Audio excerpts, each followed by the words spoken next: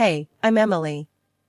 Since I was little, Mom and Dad, who never got past high school, scraped together what little they could for my college fund. They worked their butts off, believing education was my ticket to a better life. I busted my tail in high school, also I wouldn't let their sacrifices go to waste. When I got my acceptance letter to study investment management at one of the top colleges, we all cried tears of joy. My college days were hectic, but exciting. I juggled classes and a part-time job tutoring to keep some cash in my pocket. That's how I met Mark. He was a year behind me, kinda struggling with the coursework, and ended up being assigned to me for extra help. "Look, I just don't get this stuff," he'd say, scratching his head and staring down at the finance books like they were written in another language. "You will," I told him. "Just break it down into smaller pieces. Don't try to swallow it whole." Mark was easygoing with a quick smile that made the late-night study sessions less of a grind.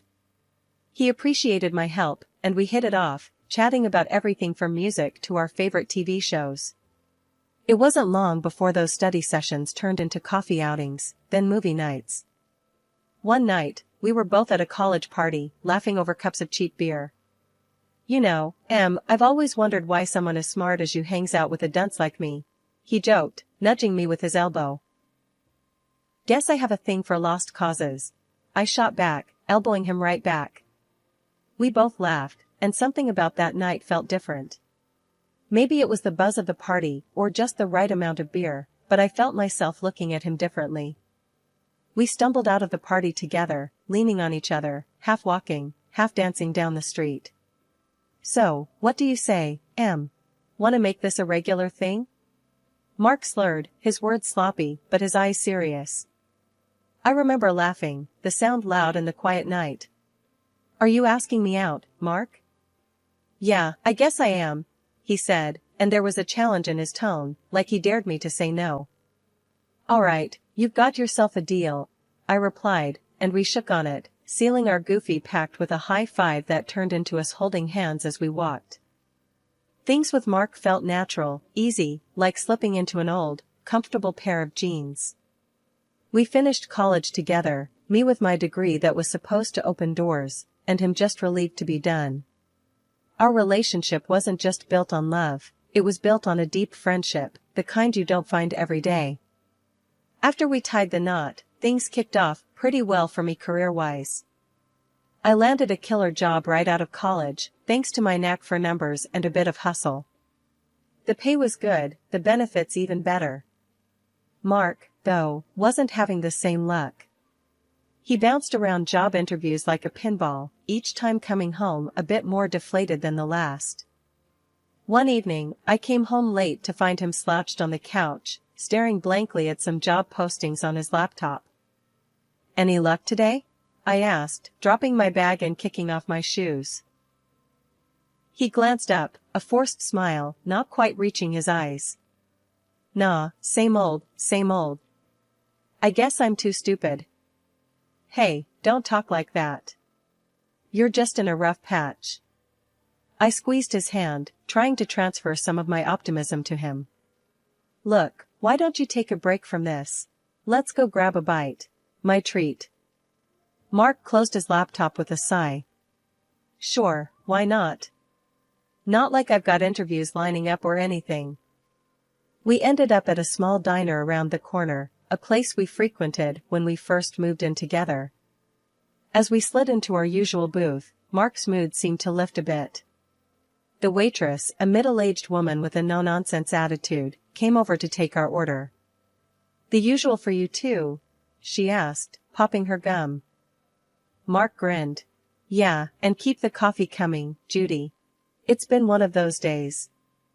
"Coming right up, hun," she shot back with a wink. While we waited for our food, I watched Mark play with the sugar packets, lining them up and knocking them down like dominoes. "You know, maybe this is a sign," he said suddenly. "Maybe I'm not cut out for these corporate gigs. Maybe I should think outside the box." I leaned in, curious. "Like what?" "I don't know, something hands-on, something real. Not just shuffling papers and pleasing bosses." You'd be great at that, I said, meaning every word. You're good with people, Mark. Maybe something in sales? Mark chuckled, his eyes lighting up a bit. That might be a good idea. The conversation drifted as our food arrived, but I could tell something had sparked in Mark. For the first time in months, he seemed to consider the possibilities rather than dwell on the failures. It took a good while, but finally, he snagged a position. Not the dream job by any stretch, and the paycheck? Well, it was nearly half of what I was pulling in. I didn't mind the disparity, I was just glad he found something. But Mark, he took it hard. You could see it ate at him, being the one who brought less to the table. I just never thought I'd be the one being supported, he admitted one night, his voice low, almost drowned out by the hum of the microwave in our tiny kitchen. Hey, it's us against the bills, not you against me. I tried to reassure him, passing him a beer. We're a team, right? Yeah, a team, he echoed, but his half-smile didn't reach his eyes. Over time, though, he seemed to get used to the setup. The weight of paying rent, groceries, and everything in between fell on my shoulders, and I handled it without a fuss. I even splurged on him now and then, fancy gadgets, the kind of clothes he wouldn't buy for himself. Mark got cozy with this arrangement, real cozy. Started pointing out stuff in stores, saying, "Hey, that would look great on me, huh?" I laughed it off, clouded by love, thinking this was just playful banter between us. My colleagues at work saw it differently. He's getting a bit too comfortable, don't you think? They'd hint after I shared stories over lunch. I shrugged off their concerns, figuring they just didn't see the full picture of our marriage. He's been through a rough patch, it's my turn to spoil him a bit. I'd defend him, keeping my tone light. Just when I thought we had our lives on a steady track, the unexpected whacked us upside the head. The investment firm where I was making waves suddenly crashed, bankrupt, out of the blue. I came home that day, my head spinning, papers from HR, clutched in my shaky hands. "Mark, you won't believe what happened," I said as soon as I walked through the door. I was met with the sight of him on the sofa, gaming controller in hand, mid-game. He paused his game and looked up, brows knitted. "What's up, babe?" "The company, they're done. Bankrupt. I'm jobless." He sat up straighter, the seriousness of the situation cutting through the usual homecoming chit-chat. "What? But you were just talking about a promotion last week." "Yeah, well, so much for that." I tossed the papers on the coffee table, a mix of severance info and legal jargon. "Everything's gone to hell, just like that." Mark set his controller down and came over to me, his expression a mix of concern and disbelief. "Emily, that's crazy. What are you gonna do?" I sank into the couch, the weight of the news anchoring me down. "I don't know. I need to start looking, I guess. But who's gonna hire someone from a tanked firm? It's like I've got the plague now." He rubbed my back, trying to be the rock I needed then. "You'll find something. You're brilliant. Any company would be lucky to have you." But weeks turned into months, and every interview ended with some version of "we'll be in touch," which really meant "don't hold your breath." The rejections piled up, slamming me with doubt and worry. One evening, after yet another "thanks, but no thanks," I vented to Mark over dinner. "It's like I'm toxic, Mark. Today, one guy actually said, 'Sorry, but we can't risk someone associated with that kind of failure.' As if I personally ran the company into the ground." Mark shook his head, stabbing at his food. "That's bull. They don't know what they're missing." "Yeah, well, apparently they think they're dodging a bullet," I muttered, pushing my own food around my plate. Then the bills started to grow, a monstrous pile that seemed to taunt us from the kitchen counter. Each envelope a reminder that my savings wouldn't last forever. Mark tried to pick up extra hours, but it wasn't enough to keep up. One night, as I was crunching numbers, trying to make sense of our dwindling finances, Mark came into the kitchen, a sheepish look on his face. "So, about the bills. I didn't even look up. What about them? He shuffled his feet, a sure sign he was nervous. Well, it's just. I'm not pulling in much. Maybe we should cut back some more. Maybe we could move to a smaller place? Or sell the car? I stared at him, the reality of our situation washing over me in a cold wave. We're really in it, aren't we? Mark nodded, coming over to wrap his arms around me. We'll figure it out, Em. We always do. Weeks of fruitless job hunting ground me down, each day chipping away at my savings and hope. The money was running out fast, and Mark, who had grown used to a comfortable life, now shouldered all our bills. This shift brought out a side of him I'd never seen before. One night, he exploded. You're just sitting around all day, doing nothing. I'm out there busting my ass, and for what? To come home to a freeloader? His words stung. Freeloader? Really, Mark? Who do you think kept us afloat all these years? I shot back, my voice sharp with hurt and anger. He just scoffed, shaking his head. Yeah, well, past's past. What are you doing now? Nothing. I couldn't believe what I was hearing. This wasn't the man I married. But before I could gather my thoughts to respond, the real blow came just a few days later. I came home early to grab some documents I needed for yet another potential job lead. As I opened the door, I froze. There was Mark in our living room, cozy with a woman I'd never seen. She was draped on his arm, laughing up at him like she owned the place. Mark straightened up, clearing his throat. This is Anna. She's going to be my wife. The woman, Anna, looked me over with a smug grin. He needs someone young and beautiful, if he's going to spend his money. Not someone who can't even keep a job. They laughed together, a sound that burned into my memory. I felt my heart shatter, rage and disbelief swirling into a toxic cloud in my chest. Then Mark did the unthinkable. He pulled out a stack of papers from behind him. Here, divorce papers. I think it's time you moved on, Emily. Without saying another word, I took the papers. My hand shook as I signed them, each stroke of the pen severing the last ties I had to the man I once loved. I packed my things, my movements robotic. As I zipped up my suitcase, Mark and Anna didn't even pause their celebration. The contrast between their laughter and the tight, painful lump in my throat was too much.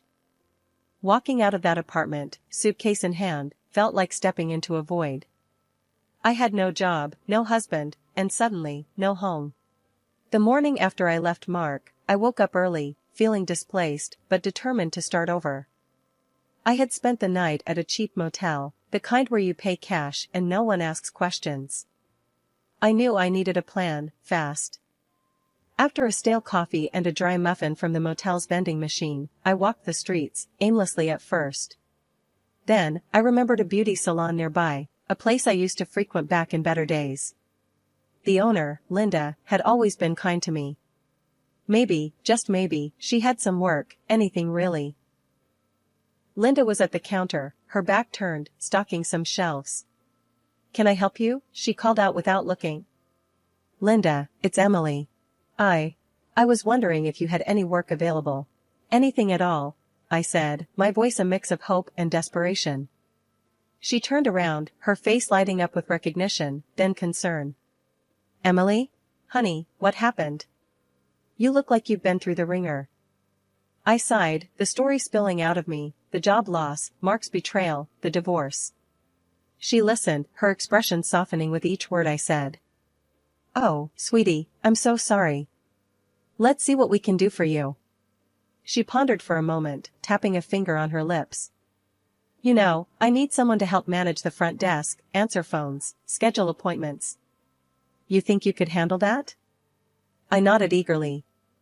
Yes, absolutely. I'd be grateful for any opportunity, Linda.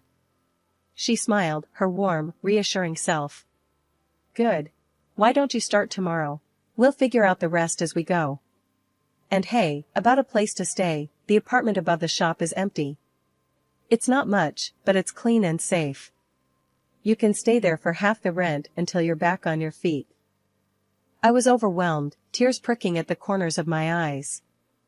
Linda, thank you. This means so much to me. None of that now. She waved off my thanks. You'd do the same in my shoes. Let's not make it a big deal. Just be here at 8 tomorrow, bright and early. The next few weeks were a blur of learning and adjusting. Linda showed me the ropes, and I picked up the nuances of the beauty industry quicker than I thought. It was like I was slowly piecing myself back together, finding a new purpose in a place I hadn't expected. Mark and my old life seemed like a distant memory, a bad dream that had loosened its grip on me. I worked hard, stayed late when needed, and slowly, I began to feel whole again. But it wasn't just about surviving anymore, I was starting to thrive. Linda noticed too. Emily, you've really turned this place around, she said one evening as we were closing up. I'm thinking about expanding, opening another location. What do you think about running this one for me if I do? The offer took my breath away. Really? Linda, are you serious? As a heart attack, she chuckled. Think it over. No rush. As I walked up to my little apartment above the shop, I realized that this, right here, was my fresh start. My chance to rebuild not just my career, but my life. Running the beauty salon started to feel like second nature. Every day, I put in all I had, and Linda noticed. One morning, as we were gearing up for another busy day, she came in with her usual spark. Morning, Em. How's our little empire doing? Linda grinned, checking the schedule packed with appointments. Booming, I replied, flipping through the day's bookings. We might even need to think about hiring more hands soon. That's what I like to hear, she said, clapping her hands with excitement. Actually, that's kinda what I wanted to talk to you about today. Oh? What's up? I asked, curious about the tone in her voice. Linda motioned towards her office. Let's step into my lair, for a sec. Once we were settled behind closed doors, Linda leaned forward, all business. Look, Em, you've made this place shine. I've been thinking a lot about how we can grow, not just here, but really expand our reach. I felt a mix of nerves and excitement. Are you talking about opening another location? Not just another salon, Em. I'm talking big. I'm planning a whole network of salons, and I want you in on it, not just as a manager, but as a co-owner. We'd split everything 50-50. Her words hit me like a wave. Co-owner? I echoed, the weight of the offer sinking in. Yes, Linda nodded firmly. I've seen what you can do, and I trust you. You're ready for this, and I want us to tackle it as partners. What do you say? The possibility of stepping up like this was both thrilling and daunting. Well, Linda. I'm honored. And yeah, a bit freaked out. Linda laughed, that hearty sound that always put me at ease. Good. A little fear keeps you sharp. Think about it, but I'm serious. We could make a real go of this. We hashed out some preliminary ideas right there, brainstorming into the afternoon. The thought of co-owning a business was huge, but with Linda by my side, it felt possible. The next few weeks, I dove into preparations. Hiring, training new staff, and overseeing the salon operations became part of a larger plan. Our clients noticed the positive changes, and the buzz was infectious. Linda and I spent evenings at a local cafe, laptops open, plans sprawling across the table. We talked leases, decor, branding, every detail of our expansion. Finally, the day came to announce our plans to the staff. Everyone gathered around, excited and a bit anxious about the future. Ladies and gentlemen, Linda started, her voice brimming with pride. Thanks to your hard work, and especially Emily's leadership, we're expanding. And Emily here isn't just going to be your boss. She's going to be my partner in this venture. We're in this together. The team cheered, and I felt a swell of pride and determination. This was my shot, our shot, to build something lasting. It had been 7 years since the divorce, and life had moved on.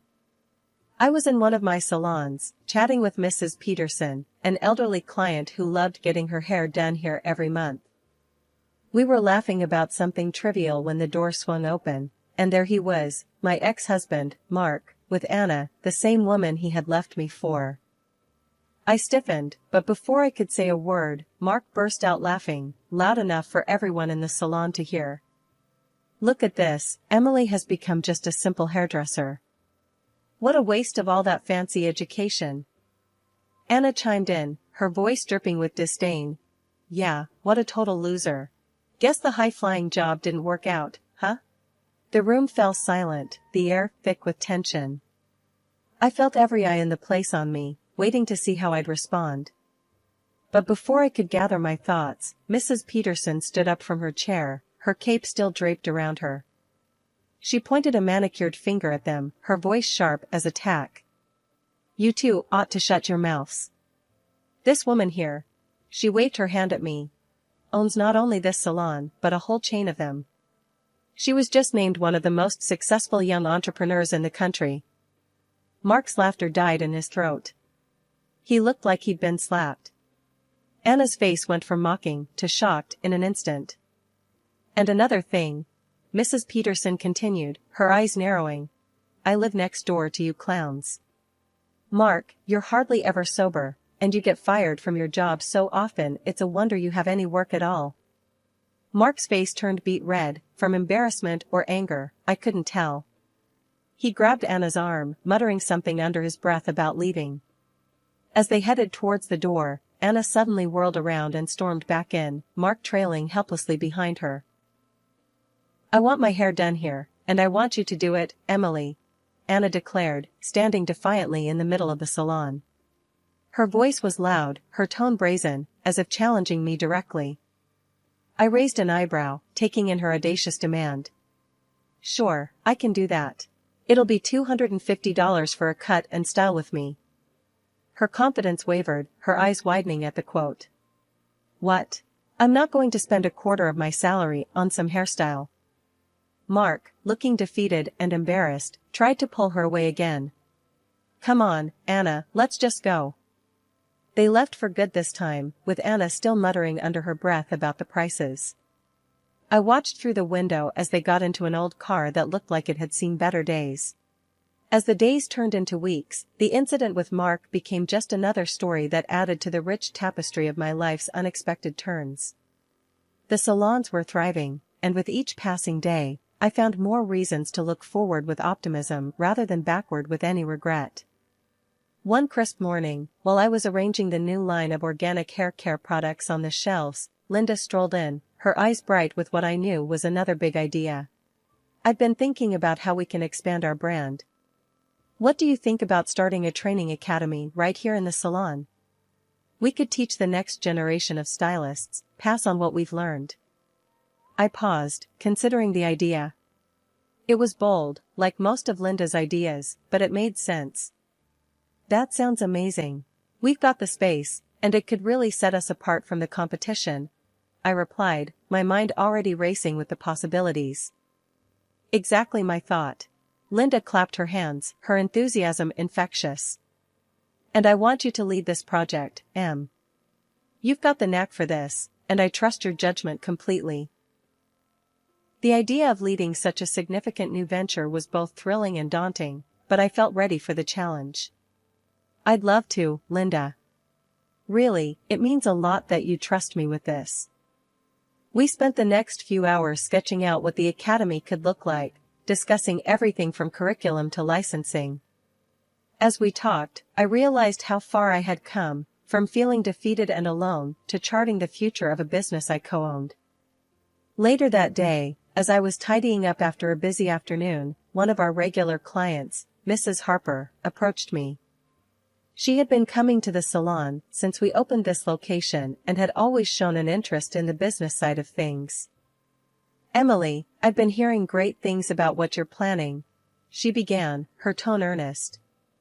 "You know, my granddaughter is finishing school soon, and she's got a real passion for beauty. Maybe she could join your academy?" "That would be wonderful, Mrs. Harper," I said, genuinely pleased. We'd be honored to help her start her journey. Once we get everything set up, let's make sure she's one of the first students. Mrs. Harper beamed. Thank you, Emily. It's young women like you who inspire her. She talks about how you turned things around and made a success of yourself. Hearing that filled me with a warm glow of pride and a sense of responsibility. We try to inspire where we can, I replied with a smile. That evening, as I locked up the salon, I thought about the future. There was so much potential, so much yet to achieve. The road hadn't been easy, but every challenge had strengthened me, every setback had taught me something valuable.